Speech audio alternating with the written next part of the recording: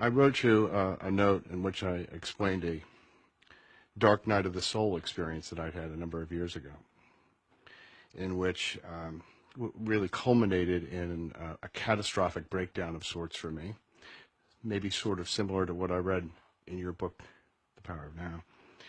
And during that, there was a cathartic release. I was in the fetal position on the floor crying, frankly, and there was a utter and complete surrender. This is sort of a humbling story. After that happened, I was sitting in an empty room in a chair, and there was this unbelievable post-cathartic stillness that took over me, and there was complete silence. And then the strangest thing started happening. I began witnessing my thoughts. And as I witnessed my thoughts, I had this unbelievably simple awareness that if I'm witnessing my thoughts, what am I?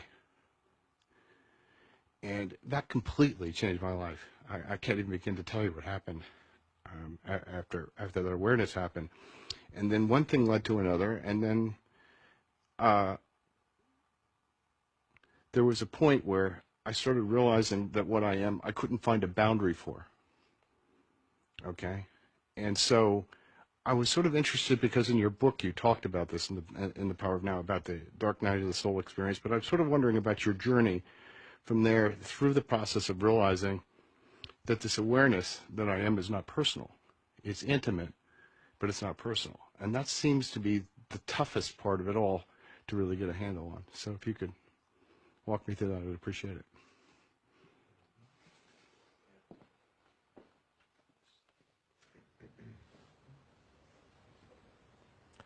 It seems that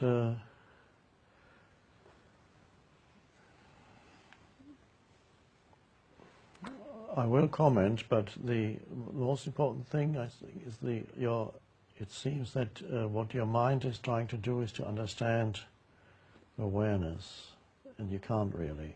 The mind can't.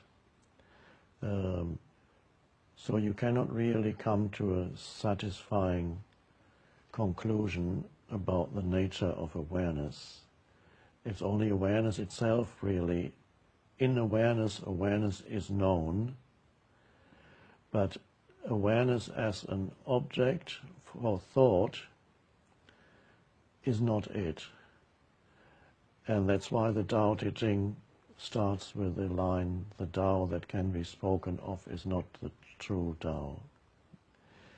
So all that language can do is use pointers to point you in the direction of awareness, or language can point out the obstacles, the likely or possible obstacles in yourself to the state of awareness. So that these two kinds of pointers, one is the pointers to the moon, awareness being the moon. So the words that there's only this moment and so on, it all points to the same. Whatever I talk about is really, they're all pointers. They're either pointers towards awareness, or they are pointers that look at the obstacles that may arise in yourself, in a human being, so that you recognize them when they happen, so that the obstacles in the form of certain mind patterns don't take you over and obscure the arising awareness.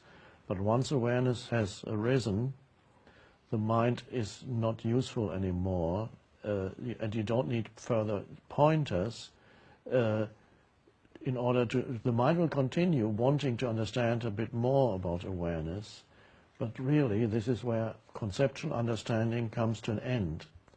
And I can call awareness personal, and I can call it impersonal. It's not personal in the usual sense. Everybody has a certain sense of... I'll just say a few words about it, but we're not trying to understand awareness. We can't.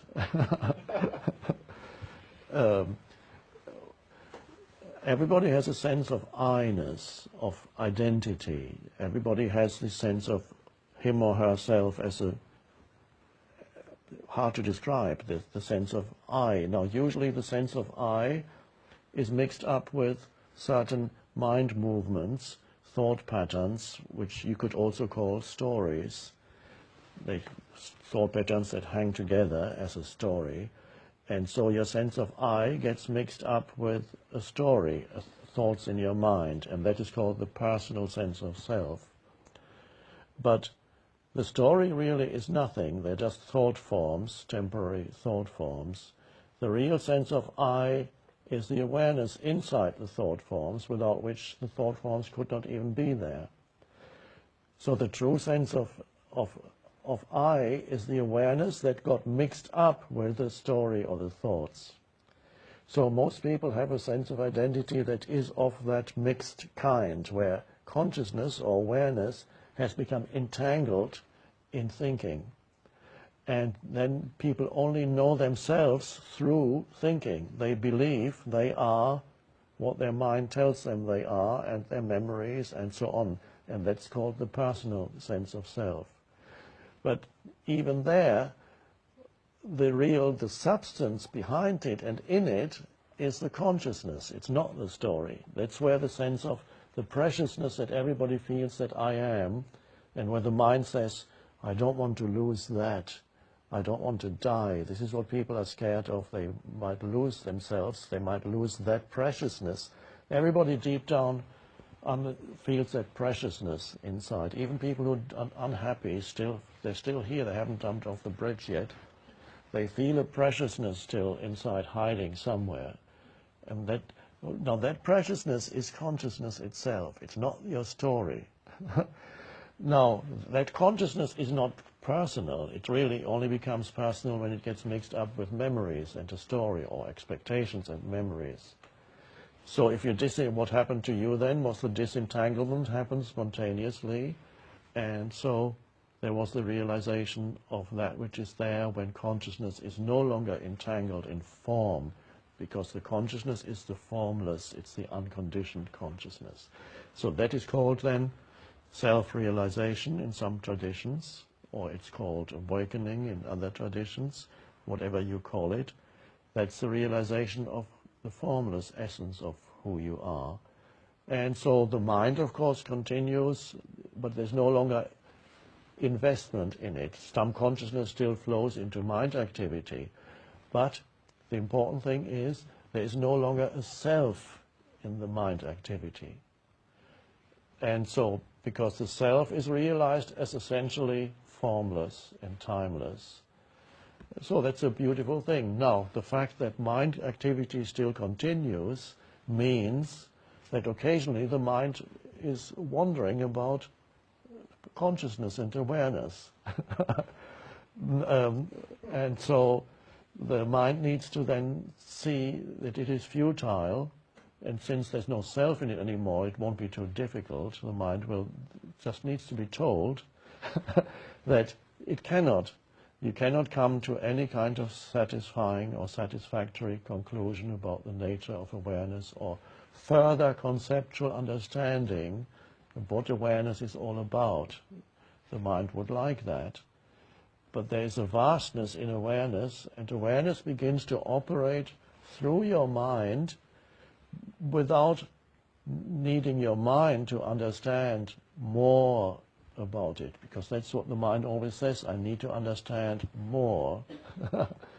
You can understand a lot more about the things of this world. There's many things that you can still study. Everybody can. There are many books you can still read, things you can still learn. There's always the possibility of acquiring more in this world. It's fine.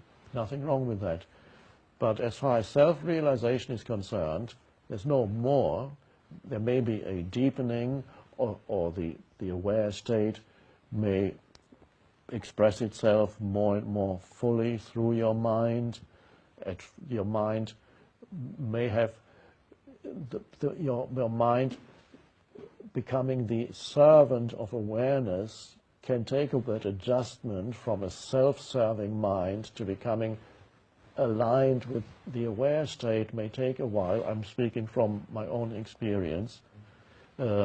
Not that I ever could explain awareness, you can't explain emptiness, but the ability to say things, to give pointers to other people, the ability to understand even what had happened to me when the shift happened, that took several years to understand.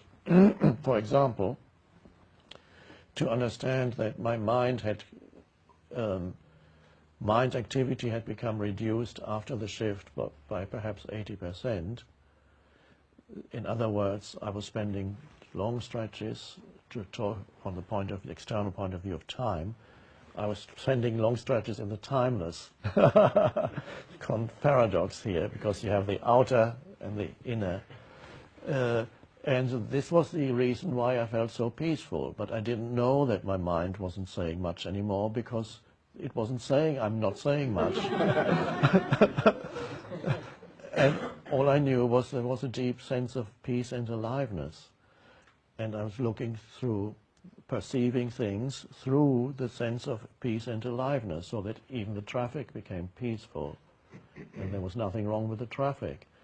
And there was, or whatever, and things that before I had resented, having to live in I had little money, so living in a little room, which in England is called a bedsitter, where you have a little stove in a corner, and then you have your bed, and you have a seating area, and then you share the bathroom with, I think, 8 or 9 people in different rooms. And so before I didn't like where I was, and suddenly it was great. It was fine, because there was this beautiful light shining through the window. The little objects on the table were full of aliveness, and even waiting for the bathroom wasn't that problematic anymore, except occasionally I developed constipation because of the waiting. But that in itself wasn't a problem either. It was the same or I had complained about having to go by tube or underground, which is the subway in London. It can be very unpleasant at times.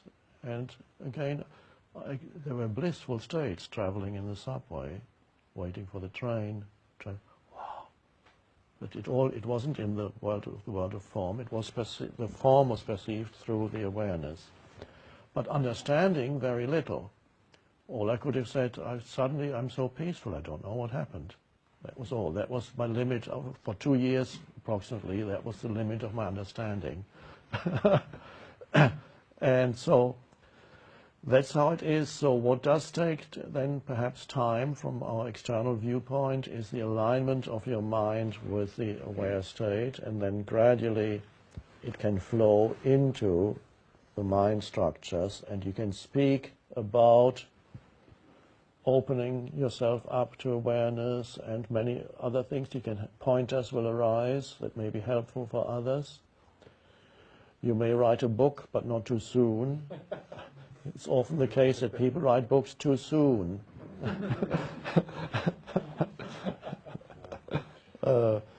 So just let it mature, and the one thing that you won't get much further in is a conceptual understanding of awareness itself. And that's the answer. Yeah.